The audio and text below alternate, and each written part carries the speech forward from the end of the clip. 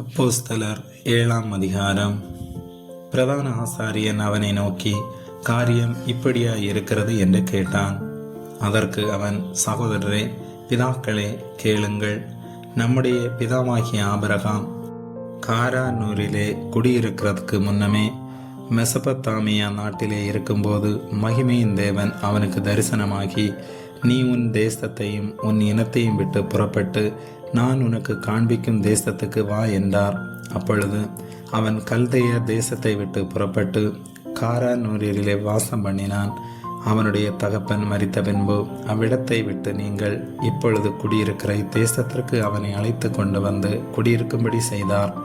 இதிலே ஒரு அடி நிலத்தை ஆகிலும் அவனுடைய கையாட்சிக்கு கொடாமல் இருக்கையில், அவனுக்கு பிள்ளை இல்லாதிருக்கும் போது உனக்கும் உனக்கு பின்வரும் உன் சந்ததிக்கும் இதை சுதந்திரமாக தருவேன் என்று அவனுக்கு வாக்குத்தத்தம் பண்ணினார். அந்தபடி தேவன் அவனை நோக்கி, உன் சந்ததியார் அந்நிய தேசத்தில் சஞ்சரிப்பார்கள். அத்தேசத்தார் அவர்களை அடிமைகளாக்கி 400 வருஷம் துன்பப்படுத்துவார்கள். அவர்களை அடிமைப்படுத்தும் ஜனத்தையோ நான் ஆக்கினைக்குட்படுத்துவேன். அதற்கு பின்பு அவர்கள் புறப்பட்டு வந்து இவ்விடத்திலே எனக்கு ஆராதனை செய்வார்கள் என்றார். மேலும் விருத்த சேதன உடன்படிக்கையையும் அவனுக்கு ஏற்படுத்தினார். அந்தபடியே அவன் ஈசாக்கை பெற்றபோது 8ஆம் நாளிலே அவனை விருத்த சேதனம் பண்ணினான். ஈசாக்கு யாக்கோபையும், யாக்கோபு 12 கோத்திர பிதாக்களையும் பெற்றார்கள். அந்த கோத்திர பிதாக்கள் பொறாமை கொண்டு யோசேப்பை எகிப்துக்கு கொண்டு போகும்படியாக விற்று போட்டார்கள். தேவனோ அவனுடனே கூட இருந்து எல்லா உபத்திரவங்களினின்றும் அவனை விடுவித்து எகிப்தின் ராஜாவாகிய பார்வோன் சமூகத்திலே அவனுக்கு கிருபையும் ஞானத்தையும் அருளினார். அந்த ராஜா அவனை எகிப்து தேசத்திற்கும் தன் வீடனைத்திற்கும் அதிகாரியாக ஏற்படுத்தினார். பின்பு எகிப்து, கானான் என்னும் தேசங்களிலெங்கும் பஞ்சமும் மிகுந்த வருத்தமும் உண்டாகி நம்முடைய பிதாக்களுக்கு ஆகாரம் கிடையாமற் போயிற்று. அப்பொழுது எகிப்திலே தானியம் உண்டென்று யாக்கோபு கேள்விப்பட்டு நம்முடைய பிதாக்களை 1ஆம் தரம் அனுப்பினான். 2ஆம் தரம் யோசேப்பு தன்னுடைய சகோதரருக்கு தன்னை தெரியப்படுத்தினான். யோசேப்புடைய வம்சமும் பார்வோனுக்கு தெரிய வந்தது. பின்பு யோசேப்பு தன்னுடைய தகப்பன் யாக்கோபும் தன்னுடைய இனத்தார் யாவருமாகிய 75 பேரை அழைக்க அனுப்பினான். அந்தபடி யாக்கோபு எகிப்துக்கு போனான்.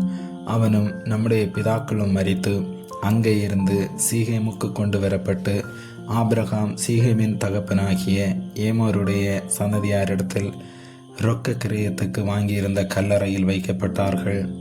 ஆபிரகாமுக்கு தேவன் ஆணையிட்டு அருளின வாக்குத்தத்தம் நிறைவேறும் காலம் சமீபித்தபோது யோசேப்பை அறியாத வேறொரு ராஜா தோன்றின காலமளவும் ஜனங்கள் எகிப்திலே பலுகி பெருகினார்கள். அவன் நம்முடைய ஜனங்களை வஞ்சனையாய் நடப்பித்து நம்முடைய பிதாக்களின் குழந்தைகள் உயிரோடிராதபடிக்கு அவர்கள் அவைகளை வெளியே போட்டுவிடும்படி செய்து அவர்களை உபத்திரவப்படுத்தினான். அக்காலத்திலே மோசே பிறந்து திவ்ய சௌந்தரியமுள்ளவனாயிருந்து 3 மாதம் அளவும் தன் தகப்பன் வீட்டிலே வளர்க்கப்பட்டான்.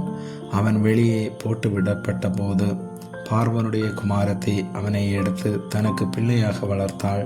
மோசே எகிப்தியருடைய சகல சாஸ்திரங்களிலும் கற்பிக்கப்பட்டு வாக்கிலும் செய்கையிலும் வல்லவனானான். அவனுக்கு 40 வயதான போது இஸ்ரவேல் புத்திரராகிய தன்னுடைய சகோதரரை கண்டு சந்திக்கும்படி அவனுடைய இருதயத்தில் எண்ணம் உண்டாயிற்று. அப்பொழுது அவர்களில் ஒருவன் அநியாயமாய் நடத்தப்படுகிறதை அவன் கண்டு அவனுக்கு துணை நின்று எகிப்தியனை வெட்டி துன்பப்பட்டவனுக்கு நியாயம் செய்தான். தன்னுடைய கையினாலே தேவன் தங்களுக்கு இரட்சிப்பை தருவார் என்பதை தன்னுடைய சகோதரர் அறிந்து கொள்வார்கள் என்று அவன் நினைத்தான். அவர்களோ அதை அறியவில்லை. மறுநாளிலே சண்டை பண்ணி கொண்டிருக்கிற 2 பேருக்கு அவன் எதிர்பட்டு, மனுஷரே, நீங்கள் சகோதரராய் இருக்கிறீர்கள், ஒருவருக்கொருவர் அநியாயம் செய்கிறதென்ன என்று அவர்களை சமாதானப்படுத்தும்படி பேசினான். பிறனுக்கு அநியாயம் செய்தவன் அவனை பிடித்து தள்ளி, எங்கள் மேல் அதிகாரியாகவும் நியாயாதிபதியாகவும் உன்னை ஏற்படுத்தினவன் யார்? நேற்று நீ அந்த எகிப்தியனை கொன்றது போல என்னையும் கொன்று போட மனதாயிருக்கிறாயோ என்றான். இந்த வார்த்தை நிமித்தம் மோசே ஓடிப்போய் மீதியான் தேசத்திலே சஞ்சரித்து கொண்டிருந்தான். அங்கே இருக்கும்போது அவனுக்கு 2 குமாரர்கள் பிறந்தார்கள். 40 வருஷம் சென்ற பின்பு சீனாய் மலையில் வனாந்தரத்திலே கர்த்தருடைய தூதனானவர் முச்சடி எறிகிற அக்கினி ஜுவாலையிலே அவனுக்கு தரிசனமானார். மோசே அந்த தரிசனத்தை கண்டு அதிசயப்பட்டு அதை உற்று பார்க்கும்படி சமீபித்து வருகையில், நான் ஆபிரகாமின் தேவனும் ஈசாக்கின் தேவனும் யாக்கோபின் தேவனும் ஆகிய உன் பிதாக்களுடைய தேவனாய் இருக்கிறேன் என்று கர்த்தர் திருவுளம் பற்றின சத்தம் அவனுக்கு உண்டாயிற்று. அப்பொழுது மோசே நடுக்கமடைந்து உற்று பார்க்க துணியாமல் இருந்தான். பின்னும் கர்த்தர் அவனை நோக்கி, உன் பாதங்களில் இருக்கிற பாதரட்சைகளை கழற்றி போடு. நீ நிற்கிற இடம் பரிசுத்த பூமியாயிருக்கிறது. எகிப்தில் இருக்கிற என் ஜனத்தின் உபத்திரவத்தை நான் பார்க்கவே பார்த்து அவர்கள் பெருமூச்சை கேட்டு அவர்களை விடுவிக்கும்படி இறங்கினேன். ஆகையால் நீ வா, நான் உன்னை எகிப்திற்கு அனுப்புவேன் என்றார். உன்னை அதிகாரியாகவும் நியாயாதிபதியாகவும் ஏற்படுத்தினவன் யார் என்று சொல்லி அவர்கள் மறுதளித்திருந்த இந்த மோசையை தானே தேவன் முச்செடியில் அவனுக்கு தரிசனமான தூதனாலே தலைவனாகவும் மீட்பனாகவும் அனுப்பினார். இவனே அவர்களை அங்கே இருந்து அழைத்து கொண்டு வந்து எகிப்து தேசத்திலேயும் சிவந்த சமுத்திரத்திலேயும் 40 வருஷ காலமாய் வனாந்திரத்திலேயும் அற்புதங்களையும் அடையாளங்களையும் செய்தான். இஸ்ரவேல் புத்திரரை நோக்கி, உங்கள் தேவனாகிய கர்த்தர் உங்கள் சகோதரர்களிலிருந்து என்னை போல ஒரு தீர்க்கதரிசியை உங்களுக்காக எழும்ப பண்ணுவார். அவருக்கு செவி கொடுப்பீர்களாக என்று சொன்னவன் இந்த மோசேயே. சீனாய் மலையில் தன்னுடனே பேசின தூதனோடும் நம்முடைய பிதாக்களோடும் கூட வனாந்தரத்திலே சபைக்குள்ளிருந்தவனும் நமக்கு கொடுக்கும்படி ஜீவ வாக்கியங்களை பெற்றவனும் இவனே. இவனுக்கு நம்முடைய பிதாக்கள் கீழ்ப்படிய மனதாயிராமல் இவனை தள்ளிவிட்டு தங்கள் இருதயங்களில் எகிப்துக்கு திரும்பி ஆரோனை நோக்கி, எகிப்து தேசத்திலிருந்து எங்களை அழைத்து கொண்டு வந்த அந்த மோசேக்கு என்ன சம்பவித்ததோ அறியும். ஆதலால் எங்களுக்கு முன் செல்லும் தெய்வங்களை எங்களுக்கு உண்டு பண்ணும் என்று சொல்லி அந்நாட்களில் ஒரு கன்றுக்குட்டியை உண்டு பண்ணி அந்த விக்கிரகத்துக்கு பலியிட்டு தங்கள் கையின் கிரியைகளில் களி கூர்ந்தார்கள்.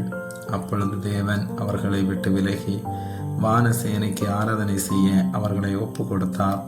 அதை குறித்து இஸ்ரவேல் வம்சத்தாரே, நீங்கள் வனாந்தரத்தில் இருந்த 40 வருஷம் வரையில் காணிக்கைகளையும் பலிகளையும் எனக்கு செலுத்தினீர்களோ என்றும் பணிந்து கொள்ளும்படி நீங்கள் உண்டாக்கின சிறுபங்களாகிய மோளேகினுடைய கூடாரத்தையும் உங்கள் தேவனாகிய ரெம்பான் என்னும் நட்சத்திர சிரூபத்தையும் சுமந்தீர்களே. ஆகையால் உங்களை பாபிலோனுக்கு அப்புறத்திலே குடிப்போக பண்ணுவேன் என்றும் தீர்க்கதரிசிகளின் புஸ்தகத்தில் எழுதியிருக்கிறதே.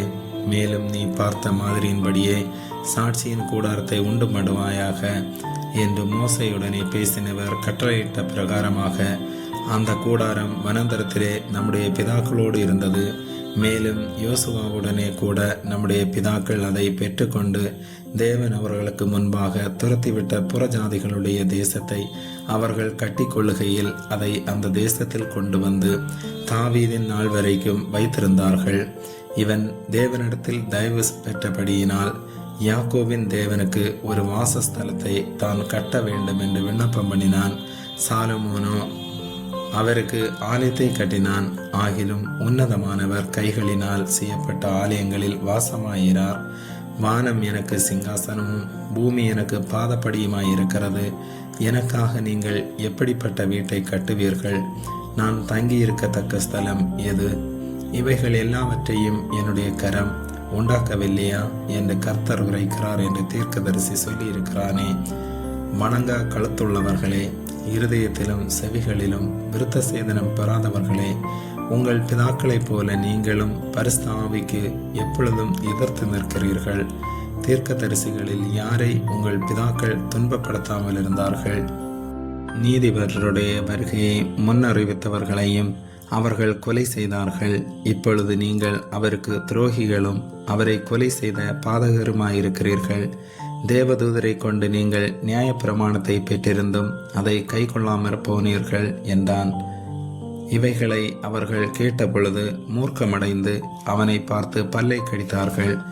அவன் பரிசுத்த ஆவியினாலே நிறைந்தவனாய் வானத்தை அண்ணாந்து பார்த்து தேவனுடைய மகிமையையும் தேவனுடைய வலது பரிசத்தில் இயேசுவானவர் நிற்கிறதையும் கண்டு, அதோ வானங்கள் திறந்திருக்கிறதையும் மனுஷகுமாரன் தேவனுடைய வலது பரிசத்தில் நிற்கிறதையும் காண்கிறேன் என்றான். அப்பொழுது அவர்கள் உரத்த சத்தமாய் கூக்குரலிட்டு தங்கள் காதுகளை அடைத்து கொண்டு ஒருமனப்பட்டு அவன் மேல் பாய்ந்து அவனை நகரத்தக்கு புறம்பே தள்ளி அவனை கல்லறிந்தார்கள். சாட்சிக்காரர் தங்கள் வஸ்திரங்களை கழற்றி சவுல் எனப்பட்ட ஒரு வாலிபனுடைய பாதத்தின் அருகே வைத்தார்கள். அப்பொழுது கர்த்தராகிய இயேசுவே, என் ஆவியை ஏற்றுக்கொள்ளும் என்று ஸ்தேவான் தொழுது கொள்ளுகையில் அவனை கல்லறிந்தார்கள். அவனோ முழங்காற்படியிட்டு, ஆண்டவரே, இவர்கள் மேல் இந்த பாவத்தை சுமத்தாதிரும் என்று மிகுந்த சத்தமிட்டு சொன்னான். இப்படி சொல்லி நித்திரையடைந்தான். ஆமேன்.